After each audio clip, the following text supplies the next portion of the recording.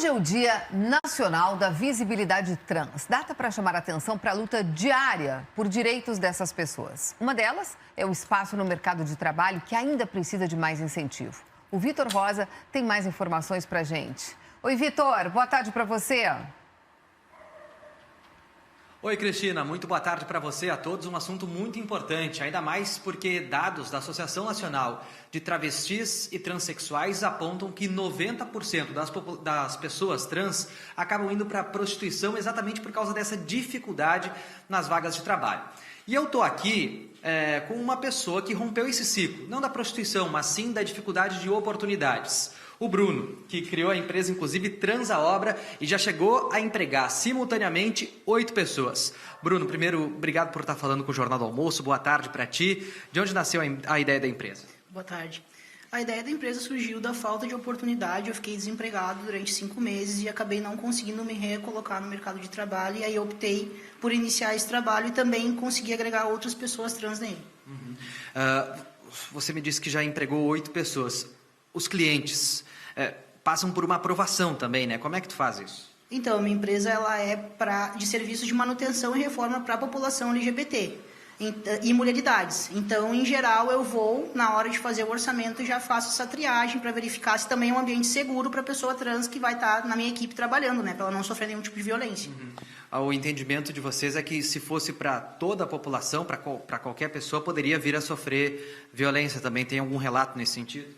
Que na verdade, assim, também a população LGBT é carente de serviço de mão de obra, tá? Eu mesmo tive clientes que sofreram assédio, né? Clientes que tiveram dificuldade de ter serviços concluídos ou até sofreram violência. Então, como a população também tem essa escassez de mão de obra, eu optei por atender só esse nicho para garantir a segurança. E sim, é bem complicado atender todas as pessoas, porque a gente não sabe o que a sociedade em geral vai nos responder, né? Ser um empreendedor trans em Porto Alegre é difícil? É difícil, é um pouco cansativo, às vezes a gente tem que ir batendo, fazer serviço de formiguinha, né? Bater de porta em porta, ou trabalhar bastante as redes, ou contar também com amigos que indicam, né? Principalmente com pessoas cis, que vão indicar nosso trabalho, né?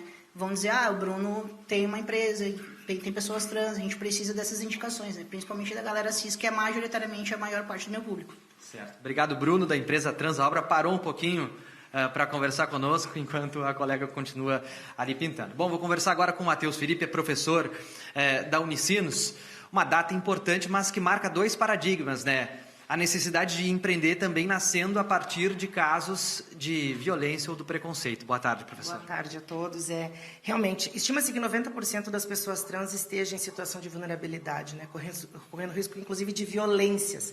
Quando a gente traz essa data de hoje, ela é um convite para que a gente não olhe para esse público como uma vitrine, um produto, mas sim para que nós, pessoas, conseguimos refletir a importância de desconstruir o preconceito na nossa sociedade, né? E o Bruno trouxe exemplo muito do que ele passou no mercado de trabalho, que o empreendedorismo acabou sendo a forma de ele poder ter renda, né? E ter uma vida mais digna. E é muito comum que as empresas ainda acabem, né, gerando preconceito que é reflexo da sociedade. Então, é papel nosso, nessa data, principalmente, nos conscientizarmos e olharmos para a diversidade como um valor dentro da sociedade. E, para isso, a gente precisa entender que, muitas vezes, o empreendedorismo para a pessoa trans, ela não está conectada só com um propósito de vida quando uma pessoa não sofre com esse preconceito e quer empreender. Às vezes é por uma necessidade, para depois se tornar um propósito de vida.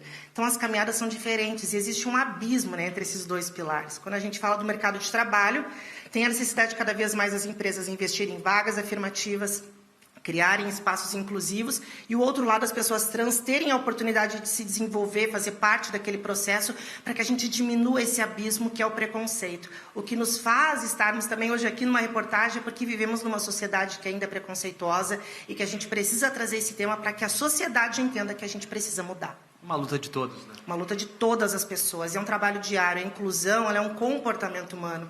E a gente, às vezes, terceiriza. A gente espera que o Bruno que faça a inclusão, que o Matheus, que tem uma consultoria, faça isso. Mas não, é muito além, a todas as pessoas. Muito obrigado, professor. Sabe que nos últimos 5 anos, o número de pedidos de transição de gênero aqui no Rio Grande do Sul mais que triplicou. E espaços como esse que você vai ver agora na reportagem são fundamentais para que as pessoas possam estar nos ambientes como elas realmente são. Então eu peço para rodar a reportagem do meu colega Thiago Bock.